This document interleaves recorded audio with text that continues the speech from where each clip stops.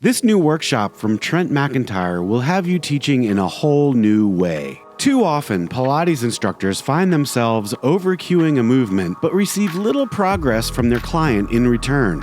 Thankfully, this workshop is full of tools to make your teaching process easier and much more effective.